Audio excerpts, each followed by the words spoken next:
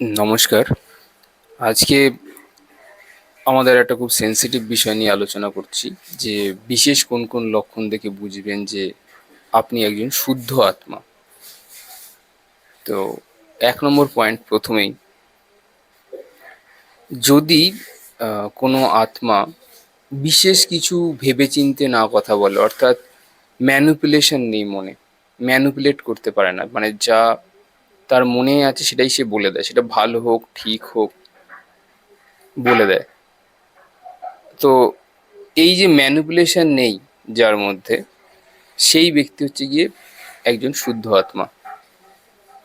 এটা যদি আপনাদের মধ্যে থাকে তো এটা একটা বড় পয়েন্ট।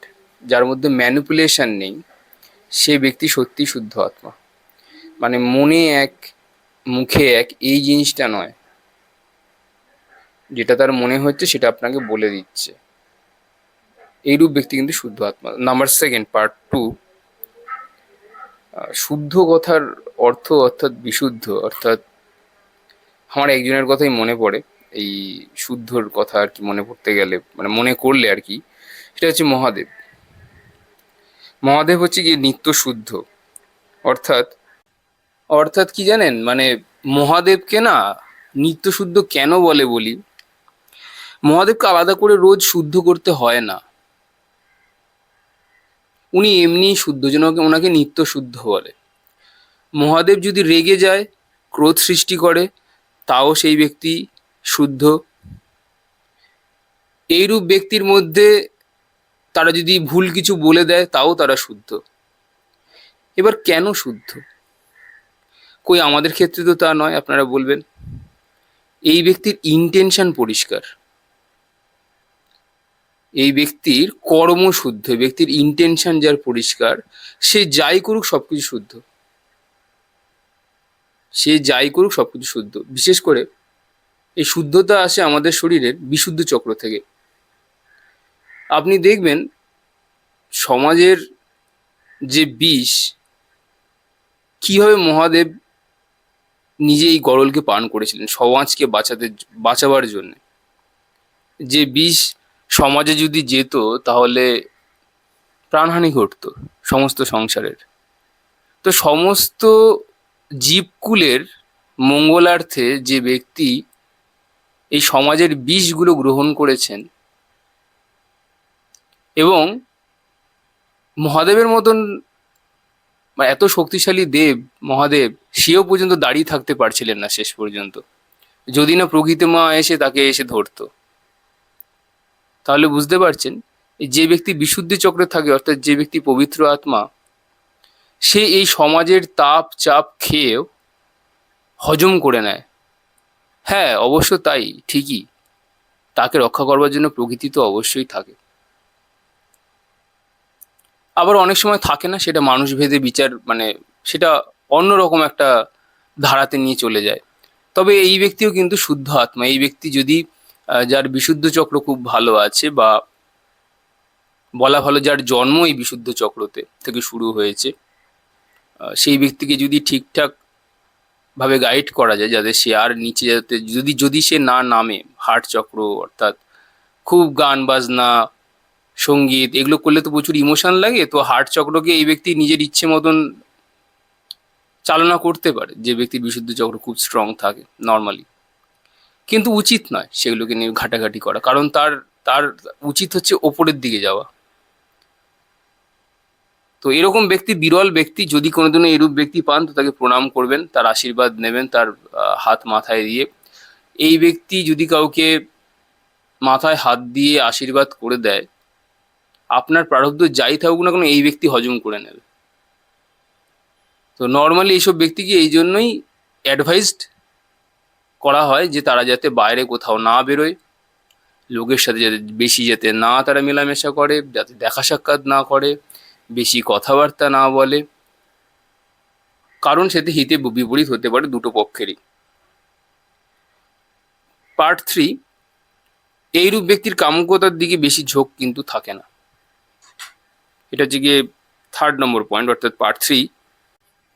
তার বিশেষ কারণ আছে। যে ব্যক্তি শুদ্ধ আত্মা হয় তার বিশুদ্ধ চক্র আস্তে আস্তে পরিষ্কার হতে থাকে, সেই ব্যক্তি গান করতে পারুক বা না করতে পারুক। যারা জন্ম নেয় ইনবর্ন ট্যালেন্ট সেটা আলাদা কথা, কিন্তু সবাই যে গান করতে পারলেই যে বিশুদ্ধ চক্র তারা ক্লিয়ার থাকবে এমনটাও নয়। তার কারণ বেশিরভাগ যারা গান করে ইমোশনস দিয়ে, তাদের বিশুদ্ধ চক্রের যে 16টা পাপড়ি থাকে তার আংশিক অ্যাক্টিভেট থাকে, অর্থাৎ 7টা পাপড়ি 8টা পাপড়ি অ্যাক্টিভেট থাকে, আর হার্ট চক্র খুব পরিষ্কার থাকে। ফলে তাদের ভয়েসও ভালো হয়, তারা তালিম নেয়, তারা নাম সম্মান পায়। কিন্তু ওই যে বললাম কিছু মানুষ আছে যারা জন্মায় বিশুদ্ধ চক্রকে নিয়ে, তাদের কিন্তু কোথাও শিখতে কিছু যেতে হয় না, সমস্ত বিদ্যায় তারা পারদর্শী হয়, মোরাললেস। সব বিষয় তাদের কিছু না কিছু জ্ঞান বা দখল থাকে। তো এইরূপ ব্যক্তিরাও আপনার কিন্তু শুদ্ধ আত্মা হয়। পরের পয়েন্ট হচ্ছে গিয়ে, এই যে বললাম একটু আগে যেটা বললাম কামুকতার বিষয়, কি করে কামুকতা থাকবে? নিচের চক্রকে তো তারা ছেড়ে চলে এসেছে। যে ব্যক্তির চেতনা যত বেশি ওপরে, সে ব্যক্তি তত শুদ্ধ তত শুদ্ধ সে আপনার সাথে ইয়ার্কি ঠাট্টা করছে। এবং কি কৃষ্ণের উদাহরণ নিয়ে নিন, কৃষ্ণ সবার সাথে ছিল, কত মহিলা ছিল, কত কিছু ছিল, কিন্তু তার ইন্টেনশন কি ছিল? লোকে ওর ইন্টেনশন দেখছে না, লোকে শুধু তার আহ, যান্ত্রিক কার্যকলাপগুলোকে শুধু দেখছে। তার ইন্টেনশন কি ছিল? সে কি মহিলা দেখতো, না তার ভিতরে আত্মাটাকে দেখতো? তার অবজেক্ট কি ছিল? আজকে ওই জন্য তার এই গুণের জন্য সে সারা জায়গাতে পুজো হচ্ছে। শরীর তো সবার আছে, কিন্তু গুণ, গুণ ভেদে মানুষকে আলাদা করে, কাউকে ওপরে তোলে, কাউকে নিচে নামায়। পরের পয়েন্ট, এইরূপ ব্যক্তি যারা শুদ্ধ আত্মা হয়, তাদের শত গুণ থাকা সত্ত্বেও তারা কিন্তু আর কোনো প্রতিষ্ঠা চায় না, তারা মান চায় না, তারা সম্মান চায় না, তারা কিছুই চায় না। তাদের শরীরে একটা জিনিসই ভাইব্রেট হয়, যে তারা পুরো কমপ্লিট। হ্যাঁ, এবার পাওয়া না পাওয়া এইরূপ ব্যক্তির কাছে সমান হয়ে যায়। হ্যাঁ, রয়ে গেছে সেটা আলাদা কথা, রয়ে গেছে, দিয়ে গেছে সেটা আলাদা কথা, আমি অ্যাকসেপ্ট করে নিলাম। কিন্তু না দিলেও কোনো অসুবিধা ছিল না, না দিলেও কোনো অসুবিধা ছিল না, আর কোনো সুবিধাও ছিল না। পরের পয়েন্ট, এইরূপ ব্যক্তি, যে ব্যক্তির আত্মা শুদ্ধ, একটা পিঁপড়েকে অবধি দেখলে তার চোখে জল চলে আসে। বুঝতে পারছেন? মানে এত ক্ষুদ্র একটি জীব, কিন্তু সে তার সাথে সেই পিঁপড়ের মেলবন্ধন খুঁজে পায়, যে ওর ভেতরে যে আত্মাটা রয়েছে এবং আমার ভেতরে যে আত্মাটা রয়েছে সেটা আলাদা নয়, ভিন্ন নয়, আমরা একই আছি। তাহলে আপনি বুঝবেন যে এইরূপ ব্যক্তি কিন্তু শুদ্ধ আত্মা। নেক্সট পয়েন্ট, মানুষের ভিড় আর তাদের ভালো লাগে না। যে ব্যক্তির, আপনি কোনো সময় বলেন দেখা করতে, কাটিয়ে দেবে, করবে না। তো আছে এরকম ব্যক্তি, আপনারা পাবেন, তারাও কিন্তু শুদ্ধ আত্মাদের মধ্যেই পড়েন। আসলে লোকের সাথে দেখা করে সেখান থেকে যে একটা এনজয়মেন্ট আছে, গাল গল্প করেও, সেগুলো না এরা ক্রস করে গেছে। এখন আর সেগুলো আর ভালো লাগছে না তাদের। ফলে এগুলো নির্ভর করে একজন শুদ্ধ আত্মার ক্ষেত্রে। আর একটা জিনিসও দেখেছি, যারা শুদ্ধ আত্মা হয়, ধরুন বৃষ্টি পড়ছে, কোথাও তারা গেছে, তারা যদি একটুখানি প্রে করে, চায় তো না কিছু, অ্যাকচুয়ালি অ্যাকচুয়ালি তাদের কিছু চাওয়া থাকে না, মানে তারা চায় না, কিন্তু যদি চায় যে একটু বৃষ্টিটা থামানো হোক তার বাড়ি পর্যন্ত, থামানো হবে, কিন্তু কমানো হবে বৃষ্টির বেগ। তো আছে এরকম কিছু আত্মাও হয়। এরকমটা যদি আপনার সাথে হয়ে থাকে, তাহলে আপনিও একজন শুদ্ধ আত্মা। এবার পরের পয়েন্ট, এইরূপ যারা চূড়ান্ত শুদ্ধ আত্মা থাকে, একদম টপ লেভেলের শুদ্ধ আত্মা থাকে, তাদের না কোনো রকম নিয়মের তারা কিন্তু দরকার পড়ে না। তারা যতই ইয়ার্কি ঠাট্টা করুক না কেন, তারা ইয়ার্কি করে, তারা একদমই সিরিয়াস নয়, জীবনের প্রতি তারা একদম সিরিয়াস নয়। মানে আপনারা যেটা জীবনের প্রতি সিরিয়াসনেস ভাবেন, মানে অ্যামিনিটিস অফ লাইফ, অর্থাৎ অর্থ, তারপরে বাসস্থান, কি আমাকে দুঃখ দিয়ে গেছে, কি আমাকে ছেড়ে দিয়ে গেছে, কি আমাকে পছন্দ করে না, এইগুলো নিয়ে তারা সবসময় ইয়ার্কি ঠাট্টা করতেই থাকে, নিজেকে নিয়ে ইয়ার্কি ঠাট্টা করতে থাকে। তো নিজেকে নিয়ে যে ব্যক্তি ইয়ার্কি ঠাট্টা করছে, তাহলে আপনার মনে হয় অন্য কোনো ব্যক্তি যদি তাদেরকে কোনো খারাপ কথা বলে দেয় বা তাদেরকে নিয়ে ইয়ার্কি ঠাট্টা করে, তাদের কোনো খারাপ লাগবে? লোকে নিজের মানে তাদের প্রতি ইয়ার্কি করবার আগে নিজেকে নিয়ে আগে তারা ইয়ার্কি করে ফেলেছে, তারা ওই স্টেপটাকে পেরিয়ে গেছে। আপনি বুঝবেন এরকম ব্যক্তিরাও কিন্তু খুব শুদ্ধ আত্মা হয়। পরের পয়েন্ট, ইন্ট্রোভার্ট। এরকম ব্যক্তির আপনি ছবি সাধারণত দেখতে পাবেন না, বা তারা আসেন না জনসমক্ষে। এরকম অনেক মানুষ আছে যারা জনসমক্ষে আসতে চায় না। আমি বলছি না প্রত্যেকেরই বিশুদ্ধ চক্র ভালো বা হার্ট সেন্টার পরিষ্কার, বাট তারাও শুদ্ধ আত্মা, শুদ্ধ আত্মার ক্যাটাগরিতে পড়ে, যে আহ, নিজেকে কোথাও ধরা দেয় না। আপনি বলতে পারেন হয়তো তারা মুখ চোরা, বাট আসলে না, ব্যাপারটা তা নয়। মানে যান্ত্রিকভাবে বাইরে থেকে দেখতে গেলে তারা মুখ চোরা বটে, কিন্তু ওদের মধ্যে যে রিয়েলাইজেশনটা আছে বা অনুভবটা আছে, সেটা আমরা সাধারণ মানুষরা হয়তো ঠিক বুঝে উঠতে পারি না। ওদের কাছে একটাই কথা, যে কি হবে এসব করে, ওদের জাস্ট একটাই লাইন, যে আমার সাথে যদি তোমার দেখা হয়, দুটো কথা হয়, তুমি ভালো কিছু খাওয়ার খাও, আলটিমেটলি পরিণতিটা কি হবে, আলটিমেট এন্ডটা কি, শেষটা কি আছে? কিছুই তো না। তো যখন কিছুই না, তাহলে আর কিছু তৈরি করে লাভটা কি? কি বললাম বুঝলেন? যখন কিছুই কোনো আলটিমেট নেই, আলটিমেট পরিণতি অ্যাকচুয়ালি জিরো, কিছুই নেই। আপনি বিয়ে করলেন, বন্ধু করলেন, সাধনা করলেন, অনেক তপস্যা করলেন, আলটিমেটলি রেজাল্ট কি? জিরোতে যাওয়া। আলটিমেটলি আনন্দ পাওয়া। এবার আনন্দ মানে কোন আনন্দ? তারা বুঝেছে যে যত আনন্দ আছে, পৃথিবীর যত আনন্দ আছে, ম্যাটেরিয়াল জাগতিক যত আনন্দ আছে, এগুলো একটা সময় পরে শেষ হয়ে যাবেই। আজকে আপনার সাথে দুটো আমার ভালো কথা হচ্ছে, কালকে আপনি আমাকে গালাগালি দেবেন। আবার আজকে হয়তো গালাগাল করছেন, কালকে হয়তো আমার সাথে হয়তো আপনার বেশ ভালো কথা হবে। একসময় আস্তে আস্তে সেটাও বন্ধ হয়ে যাবে। তো আলটিমেটলি পরিণতি যখন নাথিং, মানে কিচ্ছু নয়, তা তার থেকে বেটার আগেই আমি নাথিং হয়ে যাই। এই রকম চিন্তা ভাবনা যে ব্যক্তির মধ্যে আছে, সেই ব্যক্তি সত্যিই শুদ্ধ আত্মা। এবং এইরূপ ব্যক্তিও শিবের মতনই নিত্য শুদ্ধ। তারা ইয়ার্কি করুক, ঠাট্টা করুক, যাই বলুক, এরা শুদ্ধ আত্মা। কেন এবার বলছি শুদ্ধ আত্মা? কারণ আলটিমেটলি পরিণতি জানে নাথিং, কিছুই নেই। এটা জেনেও যে করছে যে আলটিমেটলি পরিণতি কিছুই নেই আমার। এই পৃথিবীটা তৈরি হয়েছে বিরাট বড় এক বিগ ব্যাং থেকে, একটা ব্ল্যাক হোল থেকে তৈরি হয়েছে। এই যে কিছু না তৈরি হয়েছে, কিছু তৈরি হয়েছে সেই ব্ল্যাক হোলটা থেকে। এটা একটা বড় বিগ ব্যাং থিওরি আছে। এটা অনেকেই জানে, যারা সায়েন্সের স্টুডেন্ট বা যারা একটু নিয়ে যাদের ইন্টারেস্ট আছে, তারা সেটা অবশ্যই জানবেন। আলাদা করে বলার কিছু নেই। তো এটাই ব্যাপার, এইরকম মানুষজন যারা আছে, তারা সত্যিকারেরই শুদ্ধ আত্মা। এবং আলাদা করে ওদের নিত্য শুদ্ধ হতে হয় না, মানে আলাদা করে রোজ স্নান করানো, রোজ তাদেরকে এটা করো ওটা করো সেটা করে বলতে হয় না। কারণ কি, ব্যাক অফ দ্য মাইন্ডে সবসময় এটাই আছে যে আমি জিরো, আমি বলে আর কিছু নেই। এই যে আমি আমি করছি, এখন কথা বলছি, আমি করছি, থামবো, ব্যাস, কিছু নেই। এই যে ওই মানে ব্যাপারটা, যে ব্রহ্মই ব্রহ্মের কাজ করে নিচ্ছে, মানে ব্রহ্মই এসে এই শরীরের মধ্যে প্রবেশ করে এই শরীরটাকে কাজে লাগিয়ে নিজেই স্বাদ গ্রহণ করছে, মানে ব্রহ্মই ব্রহ্মের স্বাদ নিচ্ছে। ওপরেরটা পরব্রহ্ম, আর যে শরীরটা এসছে সেই ব্রহ্ম থেকেই এসছে, পরব্রহ্ম থেকেই এসছে।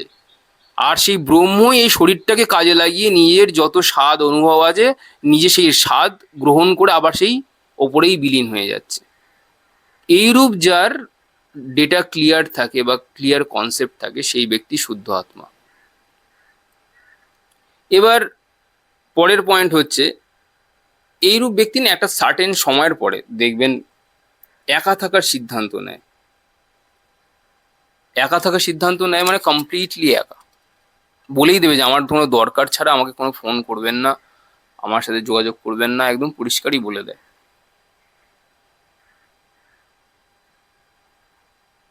তো এইরূপ ব্যক্তি শুদ্ধ আত্মা। নেক্সট পয়েন্ট, যাদের ইন্টেনশন পিওর, যা প্রথমেই আপনাদেরকে বললাম, আপনার ইন্টেনশন যদি পিওর থাকে, মানে ধরুন আপনি কারোর সাথে ইয়ার্কি ঠাট্টা করছেন কিন্তু আপনার ইন্টেনশন পিওর আছে, সে যতই খারাপ করুক, ভুল করুক, ঠিক করুক, আপনার কিন্তু তার খারাপ কর্ম বা তার তার কর্ম আপনার গায়ে কিন্তু লাগবে না, কারণ আপনার ইন্টেনশন ক্লিয়ার, ইন্টেনশন পরিষ্কার, যে ওকে আমি ব্যথা দিচ্ছি না, কিন্তু ও যদি ব্যথা পায় সেটা তার ব্যাপার, হবে না। এই এই জন্য কৃষ্ণ বলতো, দেখবেন একটা কথা, যে আমি কারো আশীর্বাদ করবো না অভিশাপ করবো সেটাও নাকি তার উপরেই ডিপেন্ড করছে, এই জন্যই বলতো, কারণ ওর ইন্টেনশন ছিল ধর্মকে স্থাপন করা, অ্যাট দ্য এন্ড সত্যকে প্রতিষ্ঠা করা। ম্যানিপুলেশন, ম্যানিপুলেশনটা ওর কাছে তখন ধর্ম হয়ে গেছে।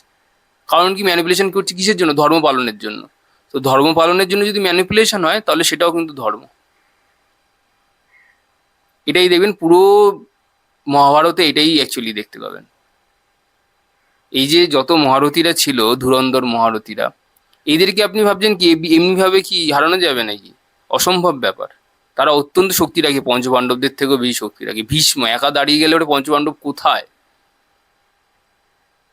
কোথায় তারা পাবে না। কিন্তু এদেরকে পরাস্ত করবার জন্য, যার যেহেতু তারা অধর্মের পক্ষে ছিল, সেই জন্য কিন্তু শ্রীকৃষ্ণ কিন্তু এই ম্যানিপুলেশনও করেছে।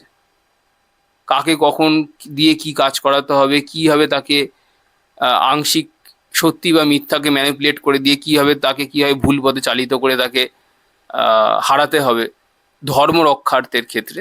তো উনি সেটা করেছেন এবং যথেষ্ট, ওই যে বলেন না বিশুদ্ধ চক্র, এই জন্য বিশুদ্ধ চক্রকে আপনার বলা হয় পিওর কনসিয়াসনেস বা কৃষ্ণা কনসিয়াসনেস, অর্থাৎ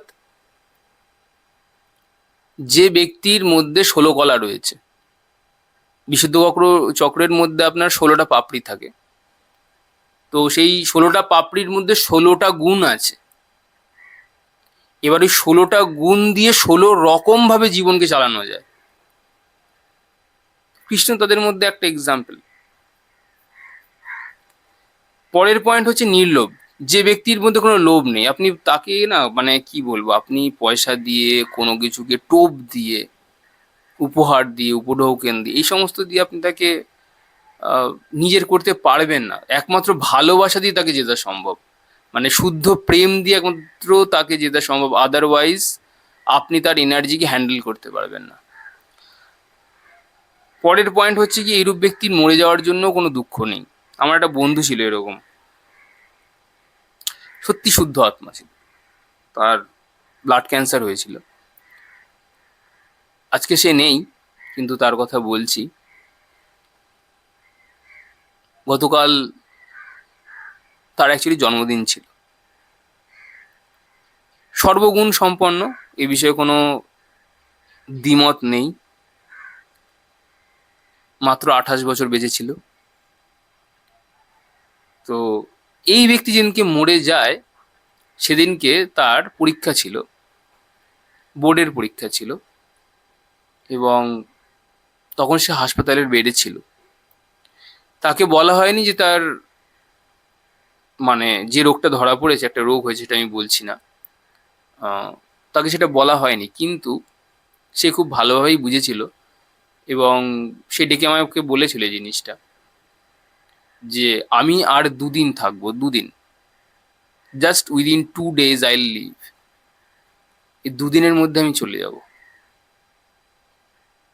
তো তাকে যখন দেখতে গেছিলাম, সে হাসছিল, এত হাসছিল, মানে কল্পনার বাইরে। কেউ জানে যে আমি চলে যাব 2 দিনের মধ্যে, কেউ যে এত প্রফুল্ল থাকতে পারে, মানে এগুলো একমাত্র কি বলুন তো, মানে দেখুন, মৃত্যু জড়া এগুলো তো থাকবেই পৃথিবীতে, কিন্তু এগুলোটাকে জেনেও যে ব্যক্তি দেহ বুদ্ধি থেকে উপরে উঠে গেছে,